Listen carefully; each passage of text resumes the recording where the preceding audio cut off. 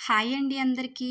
ఈరోజు నేను రవ్వ టేస్ట్ చూయించబోతున్నానండి. పాన్ పెట్టుకొని ఆనియన్‌తో మనం స్ప్రెడ్ చేసుకుంటే ఈ అట్టే కాదండి దోసలు గానీ, ఏ అట్లైనా చాలా పర్ఫెక్ట్‌గా వస్తాయండి.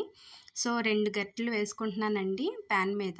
అలాగే అంచుల చుట్టూ కూడా ఆయిల్ ఎంతైతే అవసరమో అంత వేసుకుంటున్నానండి. ఈ ఈ రవ్వట్టు చాలా అంటే చాలా బావుంటదండి. అంటే మనం రెగ్యులర్‌గా వేసుకునే దోసల్లా కాకుండా ఇదొక రకమైన టేస్ట్‌తో చాలా బావుంటది. వీటిల్లోకి నేను క్యారెట్ తురుము వేస్తున్నానండి. క్యారెట్ అంటే చాలా హెల్తీగా ఉంటది కదా! సో, తిన్నవాళ్ళు ఎవరైనా కూడా ఇలా వేసుకుంటే ఈ రకంగానన్నా తినొచ్చని నేను క్యారెట్ అయితే వేశానండి ఈరోజు. సో, మంచిగా కాల్చుకోవాలండి. అంటే అన్ని సైడ్‌లు మనకి ఆయిల్ స్ప్రెడ్ అయిందా లేదా చెక్ చేసుకోవాలి. ఎందుకంటే ఒక సైడ్ కాలకుండా ఉంటది కాబట్టి అన్ని వైపులా ఈవెన్‌గా మనం ఆయిల్‌ననేది స్ప్రెడ్ చేసుకోవాల్సి ఉంటది.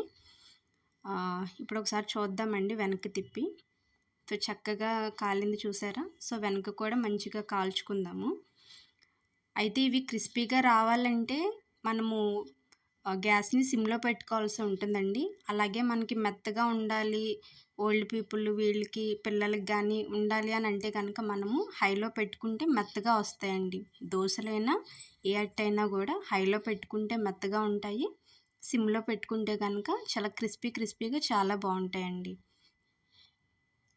సో, ఇక్కడ చూసారా? ఈ ఆయిల్ కనిపిస్తుందా? ఇది పచ్చట్లో ఆయిల్ అండి. ఇదేసుకుంటే టేస్ట్ చాలా బావుంటదని నేను వేశానండి.